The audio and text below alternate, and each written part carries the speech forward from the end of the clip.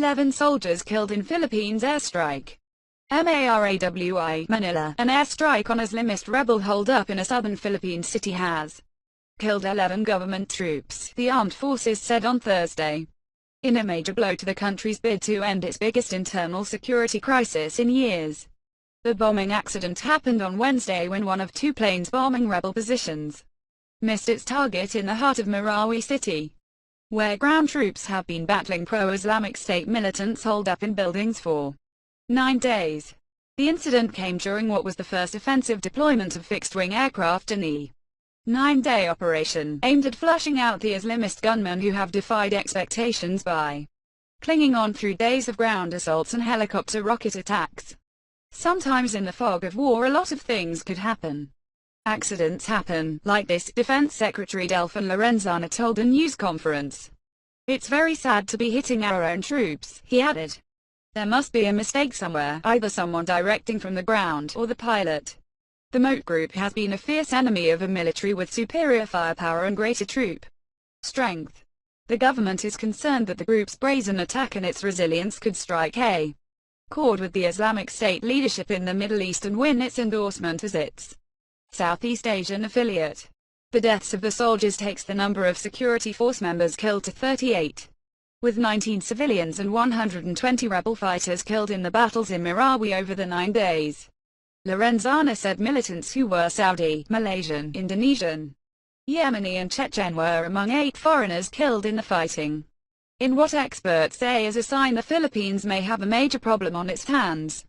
An exodus of residents from mainly Muslim Marawi started on May 23, when the Moat rebels ran amok, torching and seizing buildings, stealing police weapons and vehicles, taking hostages, and freeing jailed rebels to rejoin their fight.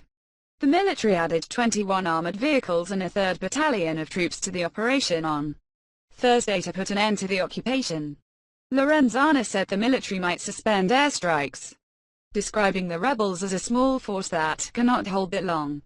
Bombardments by OV-10 light attack aircraft were carried for over an hour early on Thursday.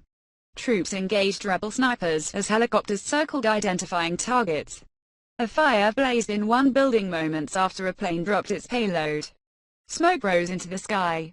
President Rodrigo Duterte is concerned radical ideology is spreading in the southern Philippines and it could become a haven for militants forced out of Iraq and Syria. He made no mention of the killing of soldiers by Air Force planes in a speech on Thursday.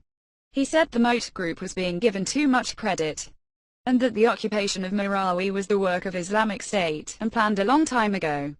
You know, the rebellion in Mindanao, it's not Moat, it's purely ISIS, he said. The military was carrying out airstrikes on locations it believes are sheltering Isnilon, Hapilon, the so-called emir of Islamic State and point man in the Philippines. The capture or killing of Hapilon would be a much-needed public relations boost for the military as the Moat fighters capitalize on the publicity from their defiant stand. Islamic State flags around Marawi have been spotted by media. Images have been circulated widely on social media of smiling fighters dressed in black attire, typical of the group, posing with trophies that include stolen government weapons and armored vehicles hit by rocket-propelled grenades. A video posted on the website of Islamic State's AMAQ news agency shows fighters alongside bodies of dead soldiers inside a vehicle. The authenticity of the video and the images on social media could not be independently verified. Military spokesman Restituto Padilla said an investigation would be held to establish how the Air Force plane killed ground troops. The risk involved in being a soldier, being an airman, being a sailor, being a Marine is very much in the heart of every soldier, he said. He knows where we are entering into, but the mission continues.